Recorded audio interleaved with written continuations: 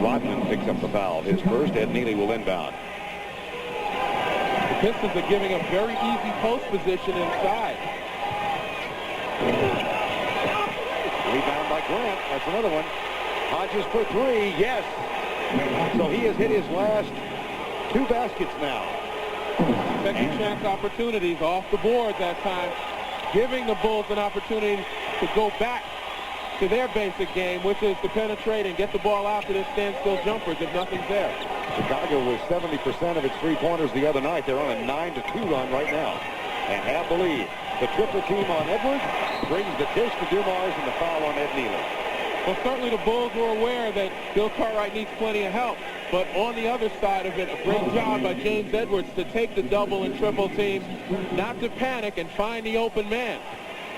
As we see here, with the nice pass inside, he turned and faced the baskets many times. Big guys inside who is double and triple, they stay with their back to the basket. They never see the cutters. Bill Dumars, the leading Pistons scorer, 22 points per game. And of course, I think most of them remember the exemplary performance he had last year in the finals with a 27-point average and the MVP trophy. We're tied at 11, 4:40 remaining, first quarter. Portland Trail Blazers watching out west to see who their opponent will be in the NBA Finals. Pick and roll, Ed Nealy tapped away by Dennis Rodman. Played the passing lane perfectly and draws the foul from Craig Hodges. What a nice play by the MVP Defensive Player of the Year. Well, you certainly can't say enough about Dennis Rodman. The strengths that he has are his anticipation abilities. Right there, he was still aware of where the ball was and got into the passing lane. Never took his eye off the ball and still maintained contact with his man. Rodman playing with that injured left ankle, injured in Game 4. The game in which he had 20 points and 20 rebounds. Here's Dumars. Nice pump fake. Has to adjust the ball. And he gets it to James Edwards. And the shot is not there. Now it's a little volleyball, and Edwards gets it.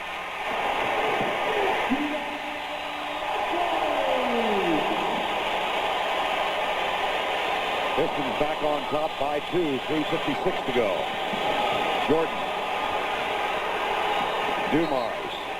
Bill Laimbeer with a grimace. Well, that's the difference between this play and the play before. Dumars takes away the lane from Jordan. And what happens on the ensuing pass, as Dumars stays with Michael Jordan, is that Bill Laimbeer never beat his man to the ball.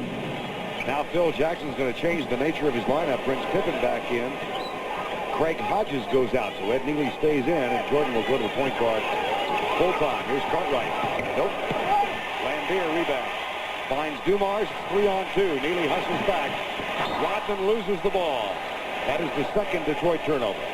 Michael Jordan again figures prominently in the defense back against the break. Give and go, and the ball is kept, and the shot is made by Horace Grant. Well, with this lineup the Bulls have offensively, they have a big backcourt, and they're able to see over the smaller guards and able to dump the ball down inside, particularly with the matchup of Grant and Laimbeer. Dumars. Pippen on him. Oh, nice move. Shot short. Detroit not hitting all that well. They are 5 of 17 from the field now. They were 6 of 24 in that pivotal quarter number 3 on Friday night. Jordan underneath. No, but he'll shoot.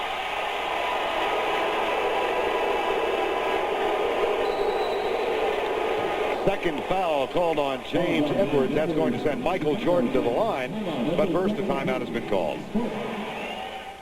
The thing that surprised me the most on because they've had the only run in the ball game, 9-2. Now, Microwave has come into the lineup. Jordan has been held to only 4 points. He was at 9 points at halftime of game 6, but he exploded for 18 points in that third quarter blister. Well, what's important about that is that Michael Jordan is still utilizing his teammates very well. He's allowing the offensive diversity of the Bulls to make itself available for him. So when you get to the fourth quarter in a tight situation, he's going to be the focus of the Piston defense. He'll have confidence in dumping it off to his teammates who are now in the game offensively.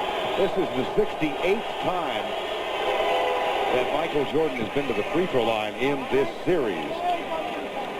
Well, the winner of this game takes on the Portland Trailblazers. Game 1 of the NBA Finals Tuesday night, 9 o'clock Eastern. We can't tell you yet where that game will be played. If Detroit wins, it will be here. If Chicago wins, it will be in Portland. Here's Vinnie Johnson. Rodman had Lambeer open under the basket. Didn't see it. 5 of 18 shooting the ball now for the Detroit Pistons. Neither team has shot that well throughout this series. It's been a defensively oriented series. And here's Neely on the terrific pass. And that's what I'm talking about. Michael Jordan, as the focus of the Pistons defense, now feels comfortable giving the ball up to his teammates because they've shown a willingness to take it to the basket. That'll be the Detroit ball. Keep in mind that substitution that Phil Jackson made a while ago. He pulled Hodges out, Pippen back in, so a much taller lineup, and Ed Neely stayed in the lineup. So it's King, Pippen, Grant, Jordan, and Neely right now. Next for 3. Isaiah Thomas is 0 for 3. Vinnie Johnson with a rebound. He was 0 for 10 in Game 6. Johnson was. Trap on the baseline. Back to Thomas to Lambeer.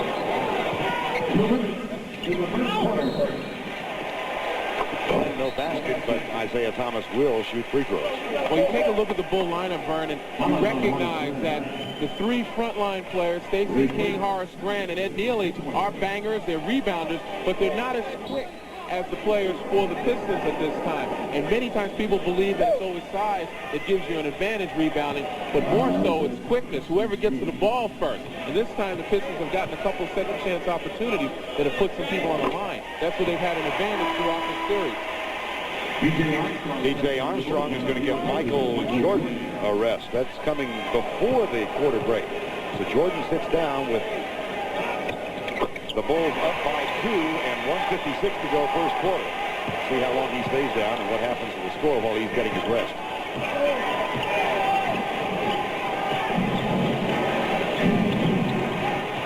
Pippen. Stacey King has come into the lineup for Chicago. Nice move by King. Too strong with the shot. Lambeer rebound. Detroit off to a very slow start from the field. 5 of 19. Here's Lambeer. 5 of 20. They're hitting 20% now. And they're not getting the shots that they want. The Pistons in a half-court set love to go inside, but the Bulls have sealed that off. 12 of those 20 shots from the perimeter. B.J. Armstrong, first-year man out of Iowa.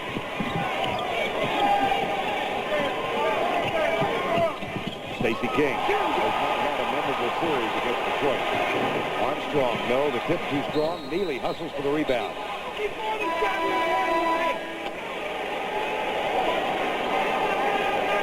Ed Neely, who refers to himself as the ultimate role player. Now Mark Aguirre is going to come on for the Pistons. Aguirre had an inconsequential game in Game 6, but in Game 5 he was terrific in the fourth quarter. Here's Neely. Well, what gives Neely his moniker and makes it fit is the fact that he's willing to lay his body on the line when you get underneath the basket. He takes a lot of punishment in there and dishes some out himself. But he's always going after the ball in relentless fashion, and that's one thing that the Bulls need because they have a lot of finesse players out there. Chicago up by 4, final minutes, quarter number 1. Has this been more Chicago defense or Piston ineptitude? Well, the Pistons can't really utilize what's been given them, and that's the perimeter shot. The Bulls are sagging back, taking away the post-up. 5 for 21 for Detroit. Not all that great for Chicago. They're now 7 of 19 themselves. Final 30 seconds of the first quarter. Both coaches were in agreement. Defensive intensity would tell the story of this game. Thomas.